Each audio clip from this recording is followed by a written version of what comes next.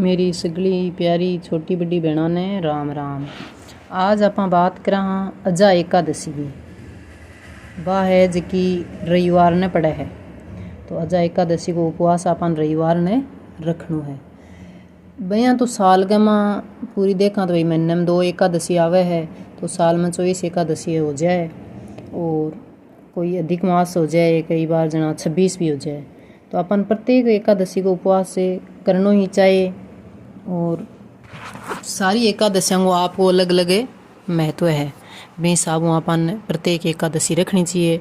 अगर कोई कारणवश से है भी नहीं कर पावा, मासिक धर्म है, कोई और है जी सुगो है, सूतक है, भी की वजह कई बार नहीं करी जाए, तो अपन भी कंडीशन में उपवास तो रखना चाहिए।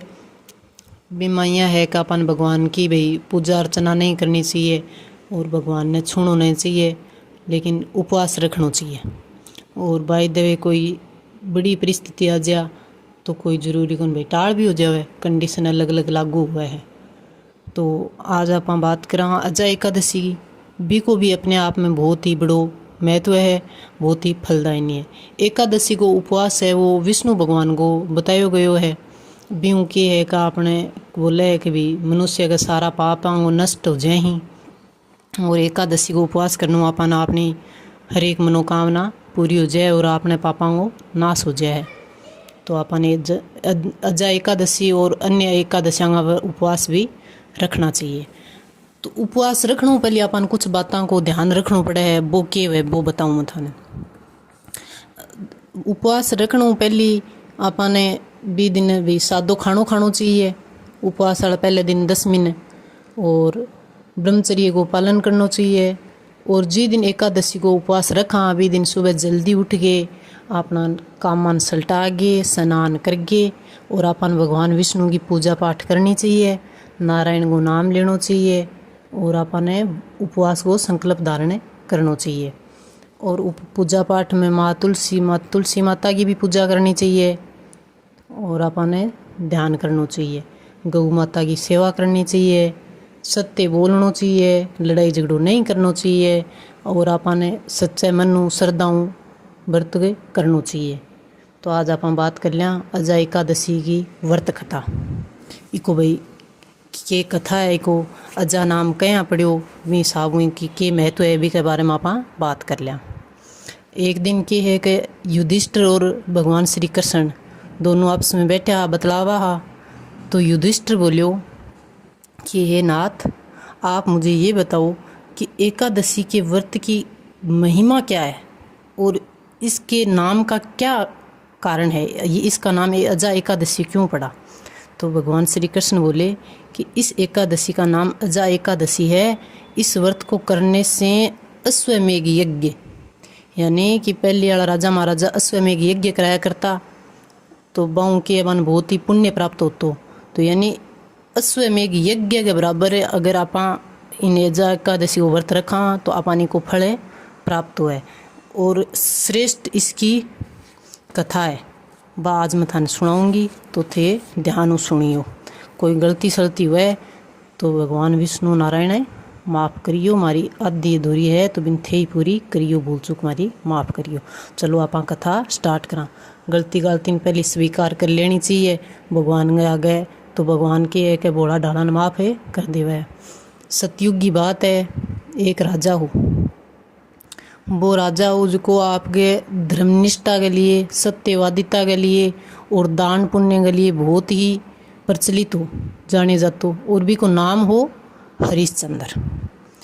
तो एक दिन ऋषि विश्वामित्र यहाँ सोचो कि भैया आप हरिश्चंद्र की परीक्षा लेवा। तो हरिश्चंद्र के दरबार में, राज दरबार में चल गया और जाके राजा हरिश्चंद्र ने बोलिया कि भाई थे थारी दान दक्षिणा के लिए प्रसिद्ध हो, तो आज मैंने भी कुछ दान दक्षिणा दो। तो राजा हरिश्चंद्र बोलियो कि भाई महाराज ऋषि थे, मन चाहो दान मांग लो, मैं वचन दूँ कि थाने मैं मना कौन करूँ, दे दूँगा। तो राजा विश्वामित्र हो वो राजा से सारो धन और राजपाट मांग लियो। अब राजा हरिश्चंद्र है वो वचन दे चुके हो पहली, तो विश्वामित्र जी ने पूरा राजपाट दे दियो। तब विश्वामित्र बोलिया कि अब थे मन राजपाट तो दे चुक्या, लेकिन यो तो थे मन दान में दियो है, यो तो थारो दान वचन दियो बिन पूरो करियो है दान में। अब मेरी दक्षिणा बाकी रहेगी, बा भी मैंने अतिरिक्त धन देगी, मेरी पूरी करो, दक्षिणा दो। तो राजा आप अपने आप ने बेचो, स्त्री ने बेची और आपके बेटा ने बेचो, और ऋषि विश्वामित्र की दक्षिणा दे दी। जब चांडाल में यो शोक बिक गयो राजा को, तो राजा एक शमशान के माँ कर वसूल करने की नौकरी पर लाग गयो। अब राजा रेडो शमशान में कर वसूल करे, तो भाई राजा के लिए वो काम तो बहुत ही छोटो हो गयो, तो भी काम वो राजा बहुत दुखी हो गयो। तो एक दिन राजा मन में सोच विचार करतो करतो दुखी, और कोई भोजन की व्यवस्था हुई को नहीं, तो खानो कौन खायो राजा। और बी दिन संयोग अजा एकादशी ही, जी दिन राजा खानो नहीं खायो बी दिन अजा एकादशी, और इसी ही संयोग बैठ गयो। कभी दिन गौतम ऋषि भी आ गया, तो राजा दुखी हो रहे हो, तो भगवान ने पूछने लगे ऋषियों कहे ऋषि राज आप मुझे ये बताओ कि मैं इस दुख से बाहर कैसे निकलूं। तो ऋषि बोलिया कि भाई पूजा पाठ करना, इससे अपने शास्त्र में कुछ बताए गए भी पूजा पाठ आप करा तो भी आप भी को फल आपान भगवान है जरूर देवे है। तो अजा एकादशी को उपवास थे रखो, और भी को उपवास आज ही है अजा एकादशी भी को उपवास आज थे रखो, तो थारी एकादशी है वह सारी मनोकामना पूर्ण करेगी। तो राजन कहो कभी मैं हाल तक तो कुछ खायो हो नहीं, तो मैं आज ही अजा एकादशी को उपवास है रख लियो। तो ऋषि कहो भाई रख लो। बी दिन संयोग से क्या हुआ कि राजा को पुत्र रोहित, हरिश्चंद्र के बेटो है रोहित, बी की सर्प काटना मृत्यु हो जाए। तो रानी है वह शमशान में लेके बेटे न आवे अंतिम संस्कार करने के लिए, लेकिन राजा तो धर्मनिष्ठ है, वो तो आपका वचनांग पक्को है। तो राजा मना कर दियो कि भाई दाह संस्कार मैं बिना शुल्क का करूँगो नहीं, चाहे बेटो हो चाहे कोई हो। आज के युग में तो भाई से अपनोपन करें, लेकिन वो धर्मनिष्ठ हो जदि भी कि आज आप चर्चा कर रहे हैं, बात सुन रहे हैं, जदि भी को आज आप जिक्र करा हाँ, तो वो मना कर दियो। तो रानी आपकी साड़ी फाड़ गे और बिन शमशान कुर कर देगे, और आपके बेटे को अंतिम संस्कार करियो। जद व्रत के प्रभाव भगवान प्रकट होया, और भी के पुत्र ने रोहित ने जिंदो कर दियो, जीवित कर दियो।